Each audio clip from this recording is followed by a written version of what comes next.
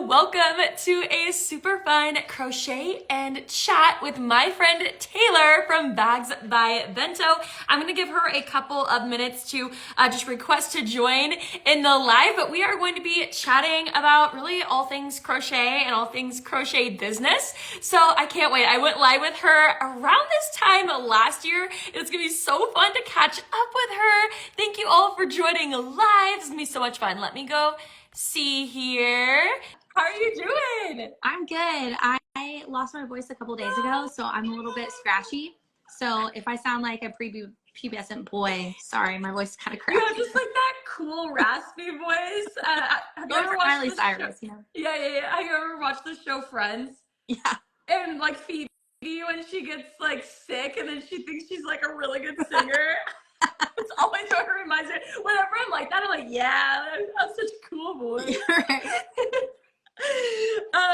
Well, I wanted to just like catch up with you because it's been over a year since we went live together, which seems like so crazy.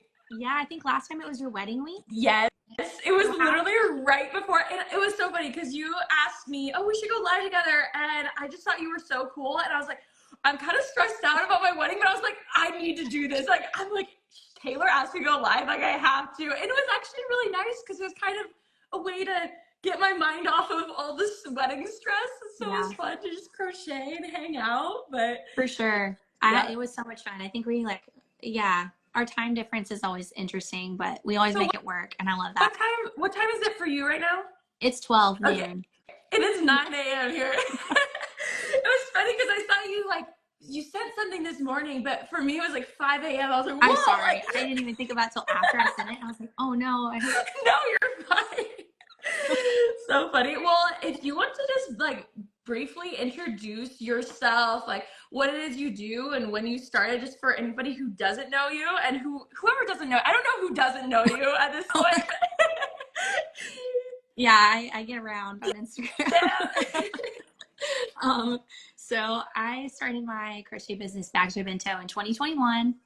It was like real pandemic-y at the time, and was kind of bored and had two very small kids and just needed something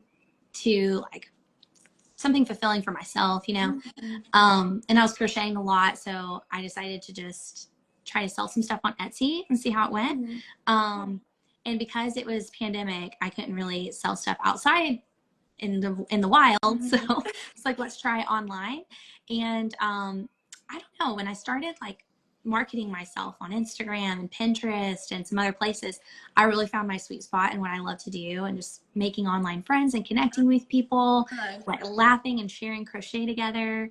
And it's been a wild ride ever since. So I started out selling finished products. I did that for a while, and then I transitioned to being a full-time crochet designer. So now I design patterns, I work with other brands, and it's just so much fun. I'm having a blast, and it's just been it's evolved into what it's supposed to be. Yes. Which I tell people all the time, if you just start and just try stuff, it will eventually evolve into what you're best at, but you just have to start somewhere. So I love that. I love your story too. It's funny, like you started during the pandemic. I started like right before, and so I was selling in person, and then I kind of had to like navigate through that. So it's funny, like our stories, like I started more selling in person. Yeah. You started more on the online side of things, and then both of us have evolved our business since then, which is it's just such a cool, like, just like what you said, is you don't know where it's going to take you, but just getting started, like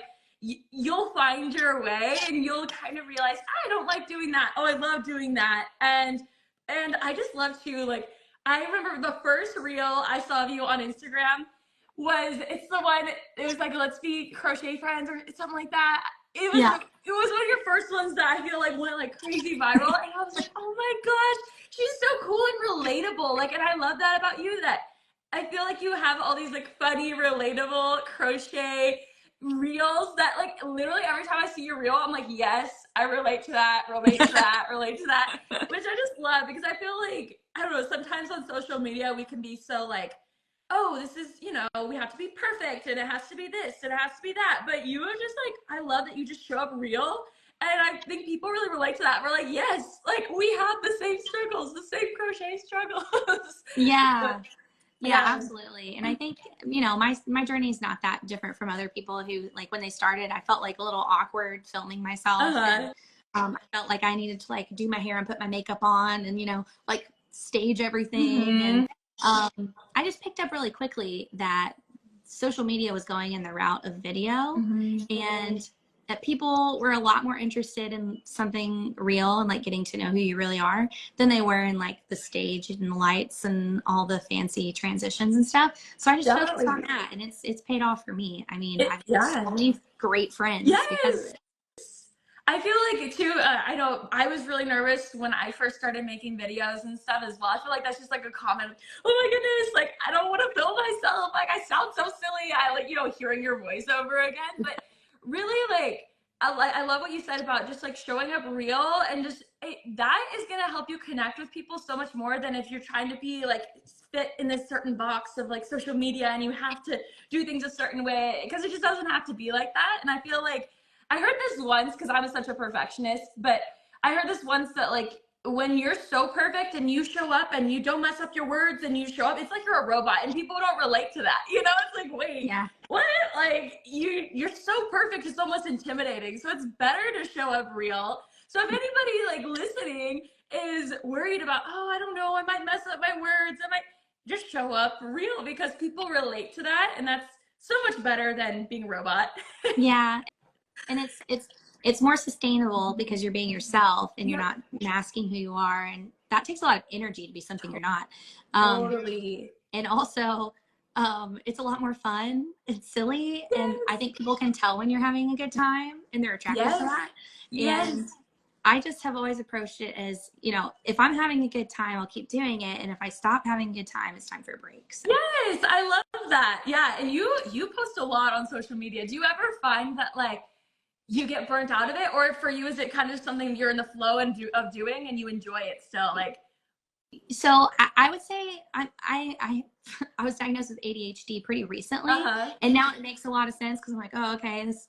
I think social media was my hyperfixation for a while, and it was having so much fun, and I loved it. I was posting a lot, and it was great. And then I did reach a point where I was starting to get burnt out because it was becoming a lot of. I was getting like just brain fog from. I had posted so much, like I was running out of ideas. I was like feeling disconnected from what my purpose was. And so I slowed down a lot at the end of last year. And now I'm posting about half as much as I was before, but my audience is still about this, like it's still growing, and my engagement is still just as high. So I'm like, okay, I don't necessarily have to post a lot. It's more about being present and having fun when I do. Definitely. So, I love that. And it's been a process. I recently, I'm not like fully diagnosed or anything, but I definitely think I have some ADHD in me. My mom does. Like, I have a lot of family members that do. And it's interesting because apparently women get diagnosed later in life. And I'm recognizing these patterns and I think I had that same thing, where maybe that's why we grew so much on social media. We're like posting 5 times a day. Boom, boom, boom. Yeah. But and part of it is, you need to be consistent. But the funny thing with mine too is like I also got to that point where I'm like, it is just like my purpose. It's like, I want to show up and help other crochet business owners. This isn't just to see that number on the screen. I think part of that is like, you like get that dopamine hit. You're like, yes, there's more views. But really, I'm like, I'm trying to show up and help others. And so once I like kind of connected back to that, I did take a little bit of a step back where I'm like, I don't have to post this much. And also, I don't know if you've recognized this too, but when I took a step back, I feel like the stuff I am sharing is better quality. And so I feel like people are connecting with it even better. And I've seen like a similar thing with my business where it's like, I still have that growth, but it's just not as like crazy. I don't know, like it's more consistent and it's more sustainable. So I love that. Okay, so I have a question here from May Crochets. She goes, teach us the ways of becoming full-time. Oh yeah. So I'm so curious. You do this full-time? Yeah, I do. So because you started in 2021, it was kind of pandemic time. Yeah. Did you go full-time right away? Were you still working at another job? I think I kind of know, but share it to the audience. Well, fun fact, I was actually fired right before the pandemic. That happened. And I was trying to find another job and I couldn't because of the pandemic. So I was like, well, I've got nothing else to lose. I might as well just try it. And if I make like some money, cool, I can cover my yarn. And I was still planning to find another job eventually. But then when I started, I was like, oh, this actually could be something if I really go for it. So I started out just kind of dabbling. My kids were really little when I first started. And the funny thing about full-time, I don't know about you, but like I do this full-time, meaning I don't have another job, but my hours are not full-time. Like I work on this, it's probably like, I'd say probably 4 hours a day maybe. And I don't work weekends anymore. I used to when I first started. You have better balance than me. I go like, but maybe this is like an ADHD thing where I get like super into it and then I have weeks where it's not as much. But that's the cool part about running your own business is you get to make your own schedule and have that. And so, yeah, it's like full time. And for me, when I say full time, like it's a full time income that like can help provide for my family, which is just Peyton and I and Alice right now. But that is like what full time means to me. But again, like it doesn't necessarily mean those full time 40-hour weeks. Yeah, I love that. That's so awesome. Have you found that like, so how old were your kids when you started your business? So my kids are really close together. So my daughter was 1.5 and my son was almost 3. So, yeah. So do you feel like this is like, you can kind of have more time for your kids and like is it easier to balance than it was before with your other job?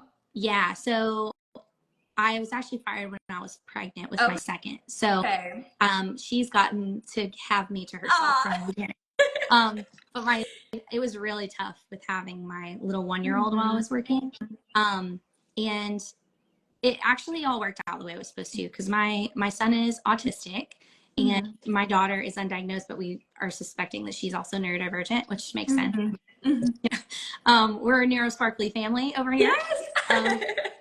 So my son has some pretty high needs. So it's been a lot being able to do that and be that with him and for my daughter and doing all the therapies and stuff. It takes a lot of time and those places aren't open on the weekends. So it's during the day. And so my kids go to preschool in the morning and I do my work stuff and the stuff I need to do for myself. And then in the afternoons, I'm like full on kid mode. We're going to therapy, we're playing, we're, doing our thing. So that lifestyle's working really well for me now. And I think as they get older and I have more time, I can play around and be more creative about what I want to do with that time. But for now, I make what I got. I love that. Yeah, that's so awesome. I feel like it's just, I don't know, like having that time where even like, I know when we talked last year, you say like sometimes you like film things while you're still with your kids, or if you're crocheting, like they can be around still, and it's like, so it doesn't have to be like, here's my work time and here's my family time. Like there is a little overlap, and like, I always love to use the word harmony. Like it all just kind of works in harmony. And I also love your story of just like, I mean, I don't love that you were fired, but honestly I do, because it led you to where you are now. And you're probably like, oh, thank goodness I was fired. Like I couldn't imagine my life if I hadn't been fired, And so it's kind of like your story is such a cool reminder of like something that normally you'd be like, oh, I'm embarrassed, or that was a bad thing. It turned into, I feel like you got you in the situation where you had to kind of get savvy and oh, okay, I'm going to try something new. And I think you mentioned this, but when you first started, did you have any idea that you could go full time with crochet? No. So I actually got my master's in business while I was working. My previous job that I was fired from, I was in financial planning, managing investment portfolios, which is really funny because it's like, no, that doesn't fit me at all. But I was getting my master's degree at the same time. So I finished my master's degree and I knew that I wanted to start my own business, but I was that person. And I hear this a lot from people. They just didn't know what to do. They had a lot of ideas and didn't know which one they should try. And so with crochet, it was kind of like, well, why not? Like I already see what happens. I know how to do this. Yeah, I was like I was like, oh, this will be good practice for what I ended up doing. Okay.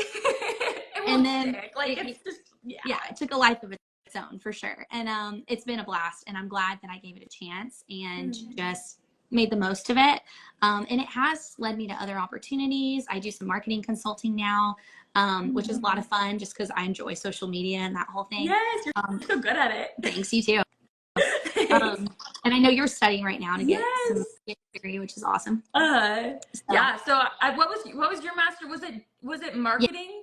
Yeah. Well, I have a master's in business, just in an emphasis in marketing. Yeah. Okay. Oh, cool. So mine is digital marketing. So it's like kind of the same thing. That's so cool. Yeah. I was gonna ask you another question, and now I don't even remember what it was. This is what happens when we go live. I'm just like. Well, we just bounce around from topic to topic. For Crochet Crochet, with y'all's personalities, you were made to do this. So true. Yes. Well, and like I think that is just like, it's so cool. It's just whatever happens in your past, like it all happens for a reason, you know? And like it makes me so excited to see where we're gonna be in a year or 2 years, or you know, I always think that when I'm hard on myself now, I'm like, but I've come so far, you know, there's so much more. I also want to open the floor to questions. If anybody has any questions, I have a couple of questions for you as well. But before that, I just wanted to ask if you have any cool things that you're working on behind the scenes, or what have you been like kind of up to recently? Yeah, so I did a really big deal thing with Hobie Yarn. Yeah, so cool. I released a collection with them, which was my first big collab with a yarn company, and it was so much fun, and it kind of opened up my world to collaborations and designing for other people and what that could be like. So I have the carry-on collection. It's linked on my profile if anybody wants to check out. It's 3 bag patterns and they're free. So oh my gosh, that's so awesome. Oh, I'm like so jealous. I'm like, okay, I need to get on your level. Like I had like Joanne's noticed me one time, and I'm like still just like fangirling over that moment. Yeah, they did me too. I was like, oh my God, Joanne's. Let's see. Before I dive into these questions, I had a question for you, because I just don't know the answer to this. I'm like kind of new to the pattern designing world, and I know you're a pro at it, and I get questions all the time on how we should be properly crediting pattern designers, like especially when we go sell at a craft show. I've heard so many mixed opinions. Does it depend on the designer? Or is it more like, is there like proper etiquette to follow? Because I need to start giving the right advice. Yeah. And every time somebody asks me that, I'm like, ooh, I don't know for sure. So the way that I think about it is similar to the book industry. Mm-hmm. So with, you know, if you're selling books at a bookstore, then it has the author on the cover. Mm-hmm. So if you put the designer's name on the tag, awesome. I think that's an extra mile. I think that's amazing. But on my patterns, I write, you can use this pattern to sell on your Etsy or in your at your markets. I specifically make them for crocheters that do that. Yes, I do too. I love for people to be able to make my stuff and make money from it. Yes, so I love that. A lot of designers will specifically say on the pattern if you can resell that item or not. So always check that. If it doesn't say, then typically it's okay. But if you want to just be double, triple sure, you can always reach out to that designer and ask them. If you want to give them credit on the tag, cool. I think that's really nice. Definitely when you share pictures on social media, you want to just tag them if you can. If you can't find them on social media, you can just put pattern by and then put the name so they can look it up. But in general, I just think like crochet is such an amazing community, and we're so supportive of each other. I don't know why you wouldn't want to credit and just like share the love, you know? I love to do other people's patterns and share about them. Yes, totally. On social media, I'm always like, tag them or credit them. Like that, I feel like I'm like, okay, there's like a proper etiquette there. When it's selling at craft shows, I love so putting it on the tag is kind of the extra mile. Yeah. Because I don't usually put it on the tag and I'm like, oh, have I been doing it wrong this whole time? Not wrong. But I know, the patterns that I use, I've read, you can sell these things. And a lot of them are my own patterns. And then when people purchase my patterns, I'm like, go sell them. I don't even care. Like this I made for you to sell. Like this pattern is like the stuff I sell, you can sell it. And even my free patterns, I'm like, whatever. But social media, I love a good tag, you know, but again, like I feel like at craft shows, when I hear all the time and I'm like, oh, this is a genuine concern, or like, I guess, I don't know, like on the tag, if you credit the designer, but whoever's buying it isn't a crocheter, they're going to be like, I think it like, depends what? Why? for sure. Yeah. It almost feels like awkward. If it's a crochet community, great, put the designer on there. Okay. If somebody asks you like, oh, this is awesome, I crochet, I'd love to make this, and you can tell them who the designer is, awesome. But I don't think it's necessary to always put it on the tag. Okay. People want to, that's really cool, and I appreciate that. But I don't expect anybody to do that with my pattern. That's so good to know, because I felt like I didn't want to give people advice where I was like, I'm doing it this way, but I don't know if this is the correct way. But that makes sense, because yeah, some people might read that and be like, what does this even mean? You know, like if they're just buying it. But anytime somebody said like, I crochet, I'm like, oh, let me give you all these patterns. You know, I'm like, yes, this one's this one's that. Just because if they crochet, they're not gonna buy it anyway, so I might as well be helping them out, you know, and helping the designer out too. So okay, we got some questions here. How long did it take you from starting to being full-time?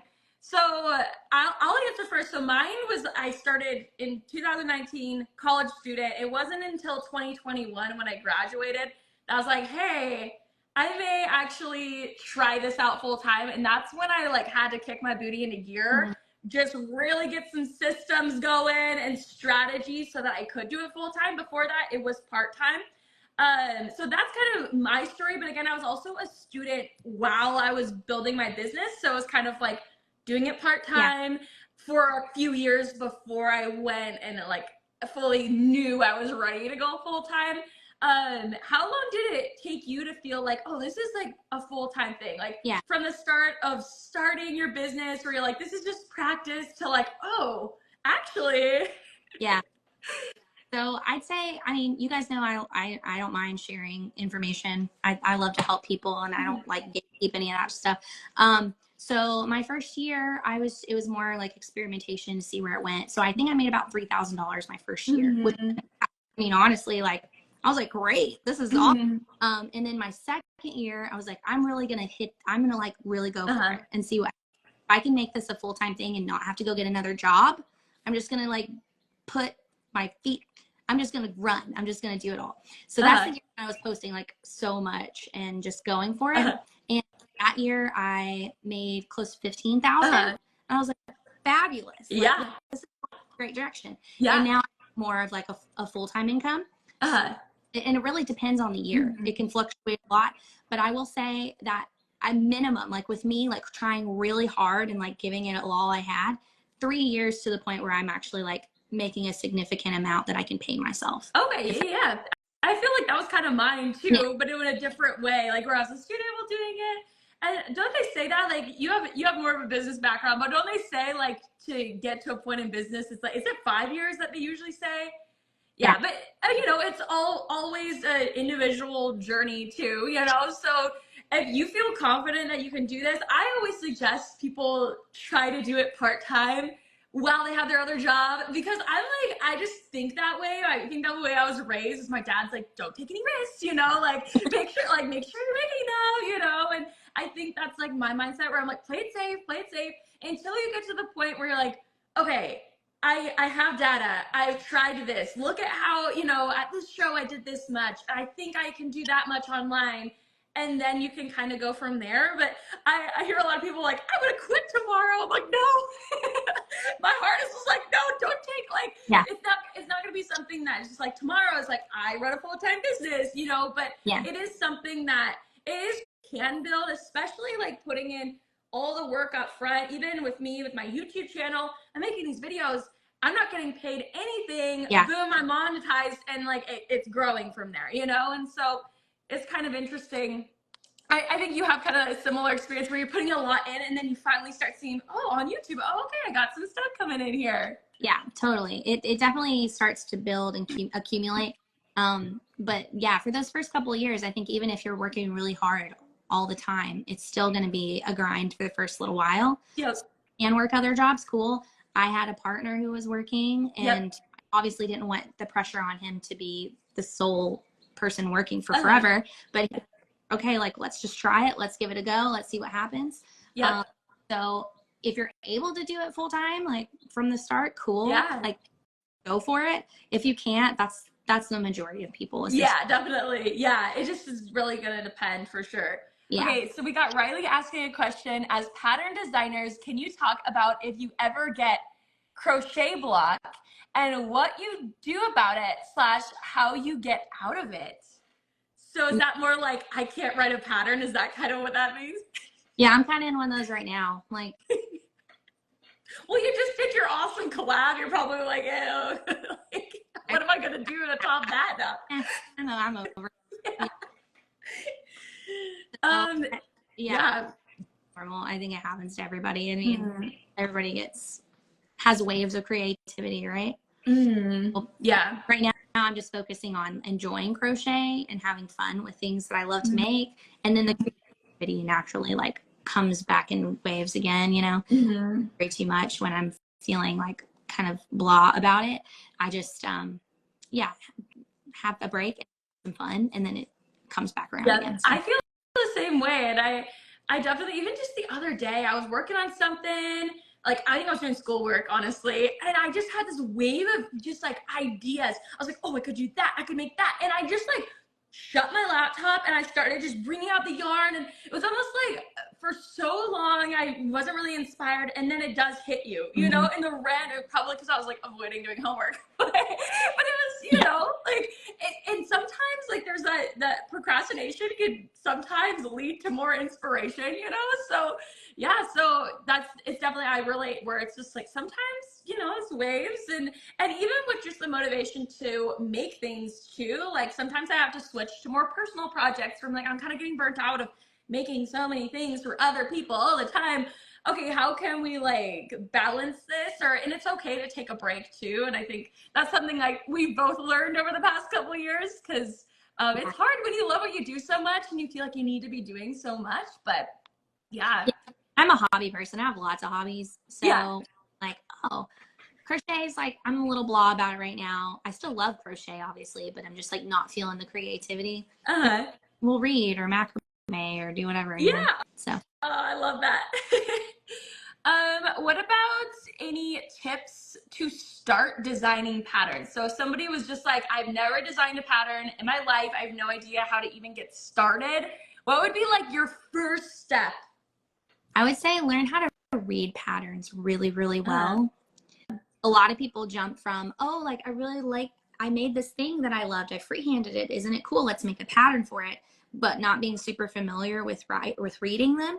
And by reading them, you can get familiar with different styles, with the lingo, with the different ways that people lay them out.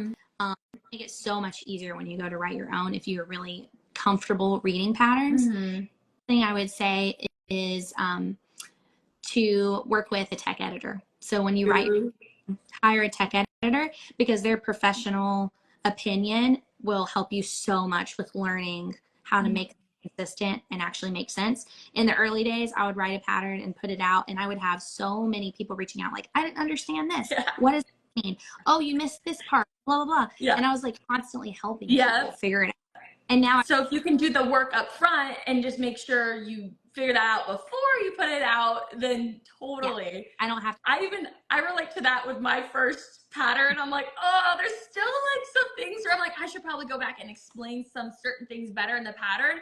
But it is just kind of one of those things where you get started and you get better as you go. So I even would say like, your first pattern, maybe do a couple of free patterns and not do like charge for them, because then you can get feedback, and that's people testing it. You know, just put it on your blog where you can easily go up and edit things. And it's just like you also, something that I've learned over the past few years of writing patterns, which I didn't even really realize as somebody who would read them. Everybody has their own style of doing it, you know? And I still don't even really know my style. I feel like sometimes it switches a little bit. Like I'm trying to like find my pattern writing style. I'm like, am I all caps? Or, you know, am I all these things? And it's kind of interesting, but the more you read and you see what you like, I'm sure that makes it easier. Okay, I think I need to go and like study some good pattern writers and be like, what are they doing? You know? Tech editor actually helped me make a style sheet. What? Yeah. That's so cool. My tech editor is Sweetbird Crochet, just so everybody knows. She's here on Instagram. Her name's Sherry. She's awesome. But she helped me make a style sheet, and I do all caps for my abbreviation. I love it. And just she made note of all these things I hadn't even noticed that I do. So that I can be consistent and do the same thing every time, so that when they get comfortable reading my patterns, they can read another pattern and it's very similar, so they get a feel for it. I love that. Okay, I'm definitely gonna check her out because I have not hired a tech editor. I've had testers, and I've had some super awesome testers, and they catch all my spelling errors and all of my, they're like, what does this mean? You did this wrong. I have that, but I think the tech editor, I think I need to do that. I'm gonna check her out. She's very affordable too. I think a lot of people think, oh, I can't afford to have an editor. But if you think about it in terms of the time it's going to save you from having to like constantly edit your own pattern or help you don't understand your pattern, it's very worth it. And I've learned a lot from working with her. Awesome. Okay, I'm definitely gonna check her out. Thank you for that. Okay, we got a question. Can you become an affiliate for free even if you aren't a social media person or aren't always on socials? My job doesn't pay enough for yarn and bills, so maybe being an affiliate would be helpful. Do you have kind of any experience, like, because you're an affiliate with places, right? Yeah. Yeah. Do you, like, personally, I'm not even gonna lie, my affiliate revenue is just like a small amount of like all of my stuff coming in. It's awesome, it's bonus. Yeah. But for me, I've never really cracked like affiliate like code where I'm like, bring it, do you have it? Share your secrets. So a big part of my affiliate income is because when I'm designing a pattern, I think about what yarn I'm going to use, and I only use yarns that I have affiliate codes for. Look at you. And so in the pattern on the supplies page, it's an affiliate link. Okay. Okay, so all your patterns have affiliate links on them. That's genius. So whenever I share a new pattern, I make sure to share the codes for that pattern. It's in my blog, it's on the PDF, it's in my YouTube description, it's on Instagram, and that's how a lot of my affiliate income comes in. Now, I will say when you're applying for affiliate programs, it is pretty important to have a social media presence or at least a blog or something along those lines. Otherwise, like, how are you going to get clicks to those affiliate links? Like, sure, you can share them with friends, but really they're looking for someone that's going to be like generating traffic. So definitely. For the affiliate programs, a lot of the times, if you don't get it right away from a bigger company, try some of the smaller businesses. I had a hard time in the beginning getting into affiliate programs. So I did a lot of small companies, and then eventually I got into the Joanne affiliate program and Lion Brand and all those other ones. Awesome. Yeah. Yeah, they require like a bigger following to get into. Definitely. Yeah. When I first started, I started with Amazon, which isn't like the best as far as like what you get as far as like the percentage, because pretty much how affiliates work for anybody like who doesn't know. I didn't know until I started this. I'm like, wait, what? You could be making money off of when someone buys something to your link. And so how it works is you'll link something. So say it's like Amazon and I'm linking this yarn, then I can link that on my page. Whoever buys it, it doesn't cost them anything extra, but I get a small percentage, like a commission, because I sold that product pretty much. And so it doesn't feel like a lot with that one click, but when you get a lot of clicks, and like you said, like the more you get, like if you have it on a pattern and you have your links more places, and getting more people buying from those links, then you can make a decent amount from affiliates. So I definitely, I started, this is like so embarrassing. Okay, I started on Amazon. It's not embarrassing, it's part of my story. Yeah. I started on Amazon, which is was actually pretty easy to get into, and I didn't have a big following or anything. That one. So if you are just getting started with affiliates and you just want to dip your toes in the water and see, Amazon's a great one to get started with. Also, there's so many things you can link on Amazon too. But I tried to be an affiliate with Joann's because I'm obsessed with Joann's. And I'm thinking, oh yeah, they're going to accept me. Like, look at my profile. It's so good. And like my website's so professional. And I got denied Joann's affiliate when I first applied. And I was so sad. I was like, no. I was like overconfident. Like, oh yeah, they're going to love my stuff. And I had built like a small, it was smaller than it is now, but it was a decent following. And they still rejected me. But I reapplied a few months later. I got in, it's all good. But it's just kind of one of those things where Yeah. you can just apply and see. If you get rejected, it's not like you can't get in the future. And they'll usually let you know, like, oh, you know, we just need somebody with more following or all that. Because in their perspective, they want somebody who's gonna sell their stuff, you know? Yeah, and having some examples of how you share what materials you like to use or what supplies you use, you know, can be really helpful too. Because I think if you're just sharing personal stuff on your page and then you apply for some of those affiliate programs, then it can make it harder to get in. Definitely.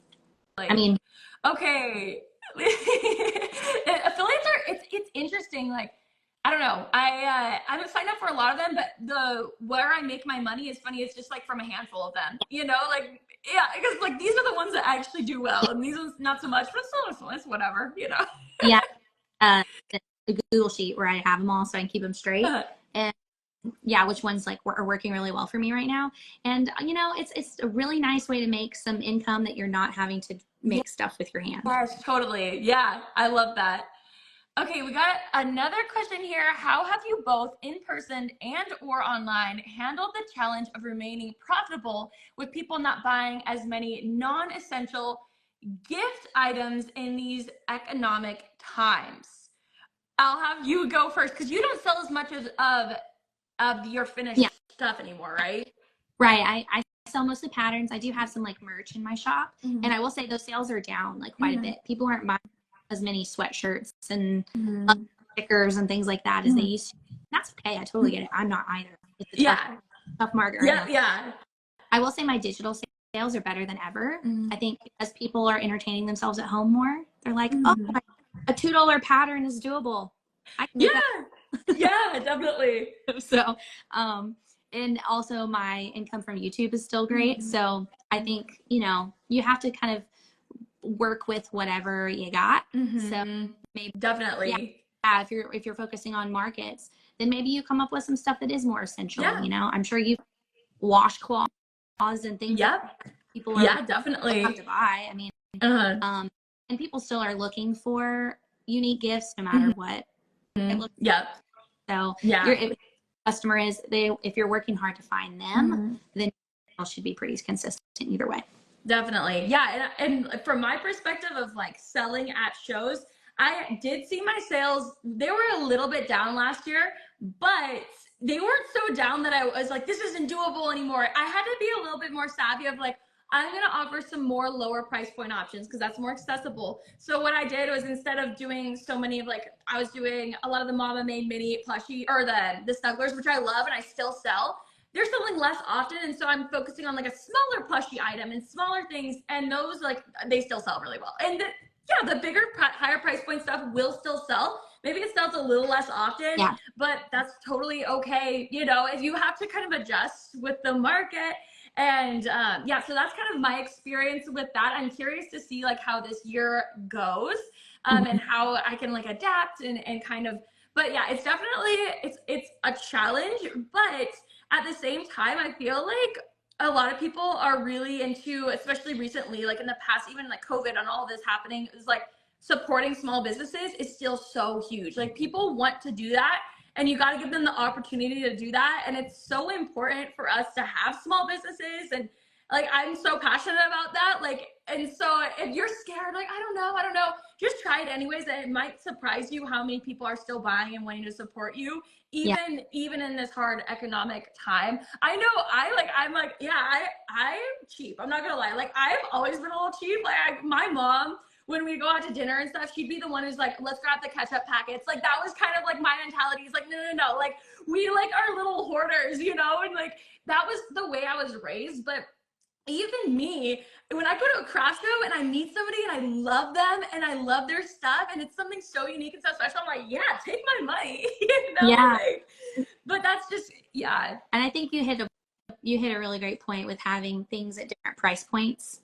So you have item, you have the mid item, and you have the I think a lot of people miss out on that. They might have like a table full of blankets or a table full of really nice, big, large stuffed animals or whatever it is, and frustrated they didn't make more sales. So just keep people the different price points, and then you can kind of gauge, okay, this market I sold a lot of my lower price point stuff. This market over here, I was selling these high ticket things left and right. So you know better for next time what to prep. Yeah. Totally. Where are you from? Where were you both from? They think, Camryn, I think I saw my hometown Joann's in one of your videos. I'm in Spokane, Washington. I'm in Knoxville, Tennessee. Love it. Okay, we'll see. I know that Joann's because I had a viral Joann video. You have such a cool Joann's. I am so jealous. Well, we got lucky because it was really bad before. And well, maybe that'll happen to us because ours are horrible. Ours are like scary, like sad. Yeah. Like, but I still love it. I still love it. Like, whatever. I don't care. Peyton's like, why do you like it here so much? It's like sad here. I'm like, no. I can't do it. But now you have the whole yarn wall and everything. Yeah. Oh my gosh. Okay, let's see. I'm gonna scroll here if there's any other questions. Do you guys use the magic wheel? And if yes, how do you get a size 4 yarn to stop unraveling? I have no idea what a magic wheel is. Do you? No idea. Sounds like, do they spin yarn? Magic wheel. Maybe it's, I don't know. Sorry, we can't help. I don't even know what I'm interested in. Yeah. I'm like, wait, what's that? Let's see. What are your thoughts about selling the same product from one season to another at the same fair or market? Perfecting my patterns and designs have been a big part of my business. I sell the same stuff all the time.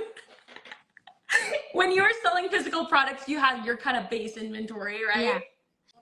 Well, yeah. I think they're trying to say too, because when I started my business, I don't know. I do things my own way. I got a weird brain. I think we was So I actually didn't even sell bags from patterns. I just made them up myself. I made a design without really needing how it happened. So I kept like improving my own designs over time. Like, oh, like the first people who got this, their bag wasn't as good as the people who are buying it now. Yeah.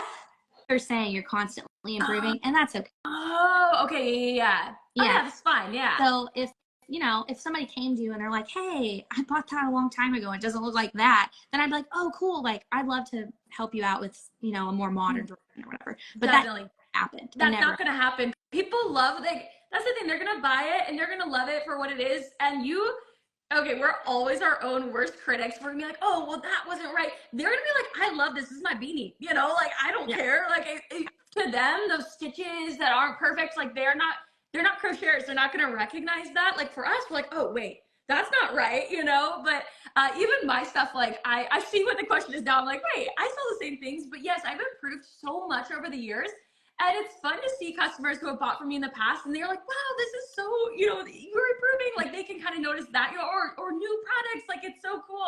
And they're more excited than, like, upset. Like, nobody's going to be like, oh, I bought it when it was, and obviously your prices are going to reflect that too. So, like, you're going to charge more and more for your skill level. And I actually have seen a couple of my really old hats from, like, the first year I was selling at the grocery store. Like, even the last couple of years, people still wearing those beanies. And I'm like, oh, it's so sweet. I'm like, at least they stay, like, at least they're still intact, Yeah. But yeah, it's kind of cool. Yeah. Okay, let's see. I'm just going through, there's like a style sheet. Oh, I'm so behind in the chat. Whoopsies. Let's see.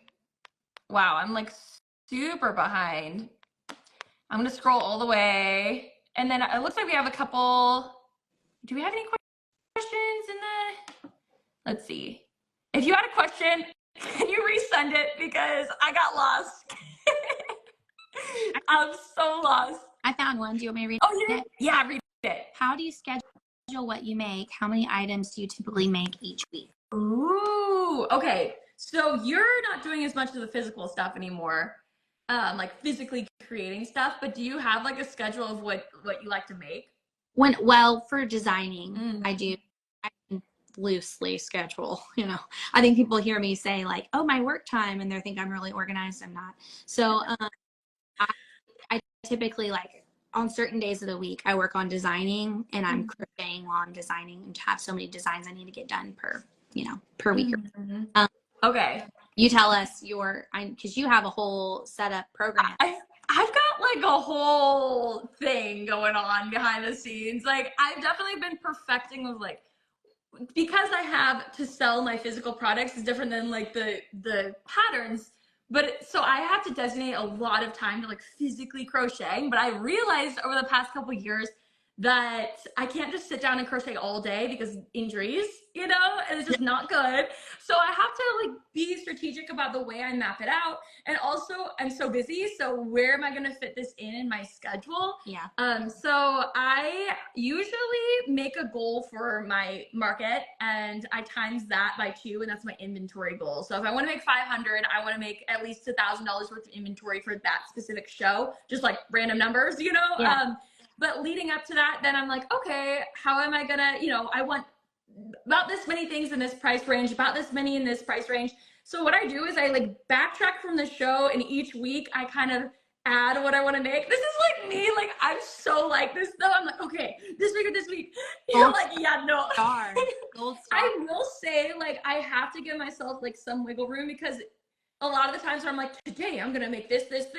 I'm like, I don't want to make that. And so I try to be like, okay, this week here are kind of the goals, make about this many things in this price range, or finish up, I have like different things that I'm working on in my craft room, or like bins of stuff. Okay, finish at least 10 products, and giving myself those goals to hit definitely helps me like stay on track. Or if I don't do that, it will be like the day before the show and I'm frantically trying to make things and I'm stressed out. And so I have to kind of give myself some structure. Yeah. I will say I really don't crochet as much as people think. They're like, you must be crocheting all day. I'm like, I do like 2 to 3 hours a day, which might sound like a lot to some people, but for me, like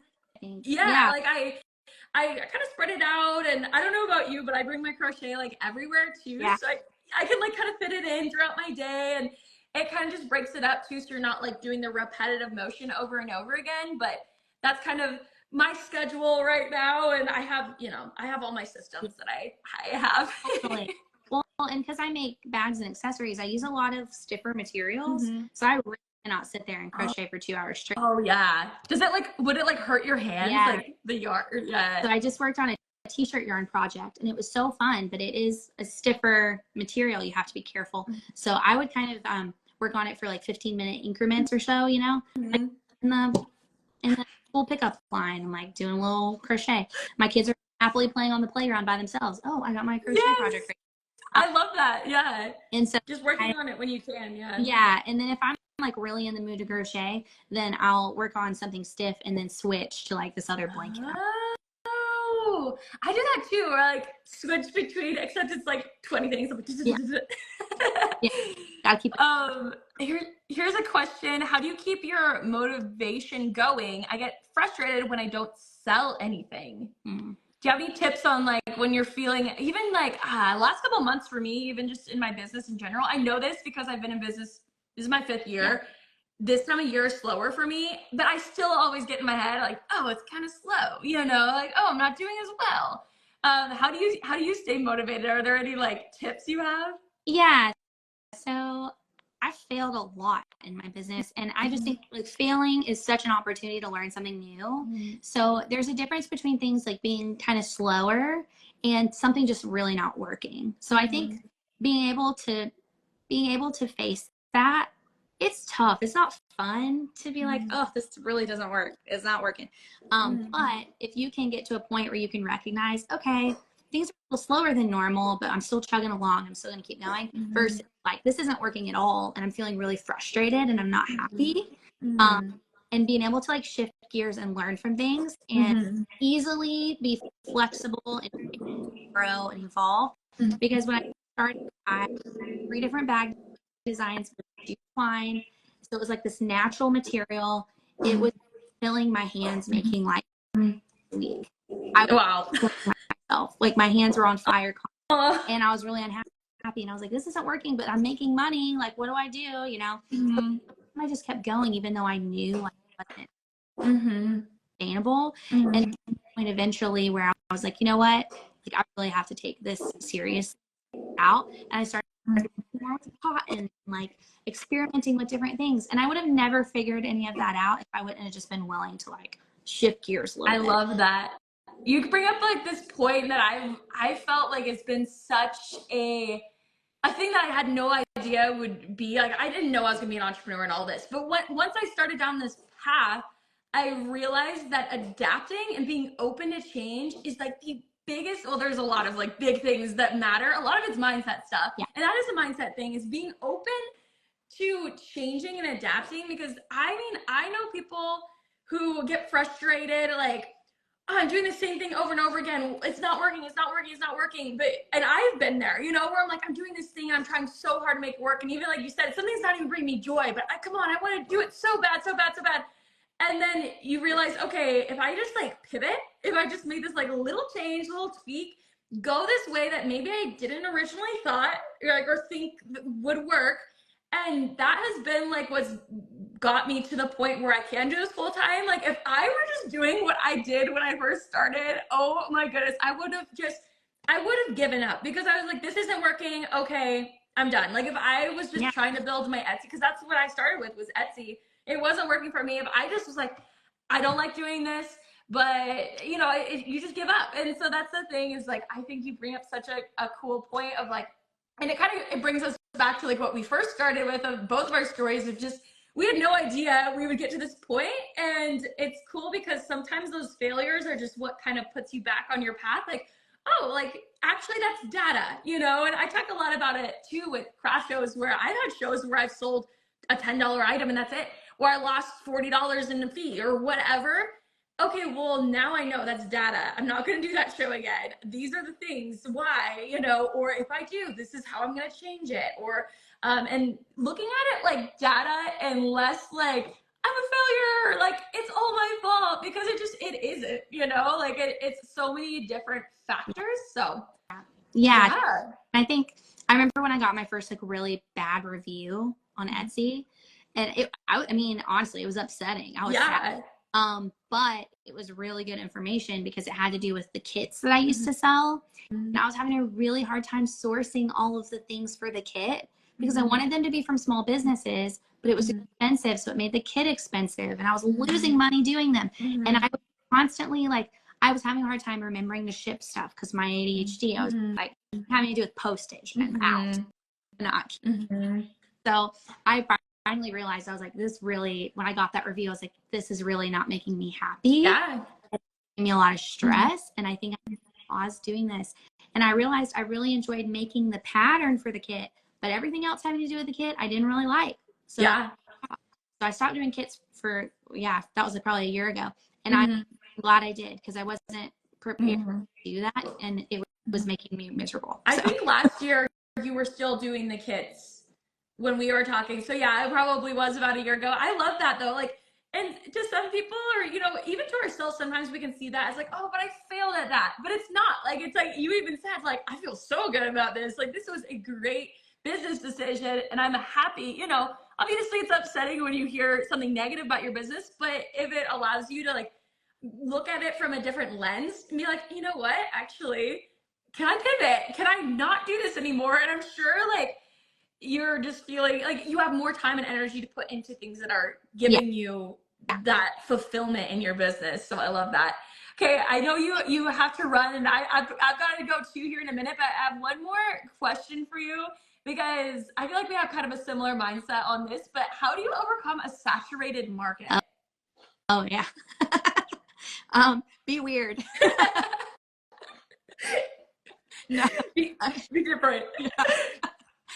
Just be yourself. I mean, honestly, I that's been the biggest thing for me, is realizing that my personality is such a big part of my business, and it feels weird to put your face on something, to like your business be about you. But when it's a small business, people want to know who they're buying from. And they like to know the story behind it. They like to get to know the person. And so that's been a big part of it for me, differentiating myself. And two, like not being afraid to try new things that aren't necessarily common out there. Me, business crocheting with twine. I mean, it separated me from other people. I don't do it as much anymore, but I had fun with it. People knew I was a girl for a while. Now I'm more of like the crochet person. You want to, Yeah. yeah, it all works out. I love that. I have a similar, just like be yourself. And it sounds so cheesy. It's like, be yourself, you know, but it's true. Like, and that people are going to be drawn to that. Like were talking about before, when you try to be something you're not, it's first of all exhausting for you. You won't, it's not sustainable. You're not gonna be able to keep up with it. But people are gonna be like, what? Like, she doesn't even seem right. You know, like that something's off about her. Like, people pick up on those things. Even like if they don't know exactly what it is, people will pick up on that. And to be different is just to be yourself, because there's only one of you. And it sounds cheesy, but it's so true. There's only one of you. And so, yeah, you might be making some of the same things as somebody, even at craft shows. I get this a lot. Like, what if there's somebody next to me at a craft show making the same thing? They're not you. Yeah. They're a different person. And guess what? Some people are going to like them and click with them more, and they're going to buy their products. That is totally okay, because the next few people that walk by are going to stop at your booth. They're going to love you. And that's why it's so important to like share your story and share your why and all of those things in your business. And even when it doesn't feel that special, like when I think of my story, I'm like, whatever, like I did this in college and blah, blah, blah, you know. But really, like, sharing that is, it gives somebody to connect with it, you know, and they see a little bit of them in you and all of that. And that is what differentiates you from whoever else is by you. And also just be smiley and happy and, you know, like, positive. I feel like that's another thing. I think that another big part of it too is thinking about the customer's experience, because I think people forget. I mean, I was helping someone recently who asked for some feedback about their Instagram account. And I was like, by looking at your account, I would never know that you sell stuff. It looks like you're sharing stuff that you make. I had no idea that you would sell things, or like, and well, if people DM me and ask, I'm like, well, like, you have to make it easy. You have to make the experience really fun. And like, they're getting, like, feel like they're supporting someone, or they feel like they're getting this amazing experience out of buying from you. So if you can think through what it's like to buy from yourself, I think that can make a big difference too in differentiating you from other people. I love that. That's such a good, I'm even gonna do that. I'm like, okay, like looking at my customer's lens, even approaching my craft show booth. Okay, what is like the customer experience here, and how can I make it even better? I love that. Okay, well, thank you so much for hanging out with me. And I know it was kind of just like a casual hangout, crochet chat, but we've got to do this before another year goes by. For real. But yay, okay, awesome. And then if anybody has any questions too, after this goes, I'm gonna share it, and then I'll add you as a collaborator so you can share it on your profile. And then if anybody has any additional questions or concerns, we'll be in the comments hanging out with you. Yeah. But yeah. Oh, and awesome. I actually my DMs, so you guys can message me. I answer my DMs too. Yeah. Some people think I have somebody working for me that answers them. No, I answer them myself. That's my favorite part of my business. Why would I ever? Yeah. Awesome. All right. Well, thank you so much. This was so fun. Bye. Bye.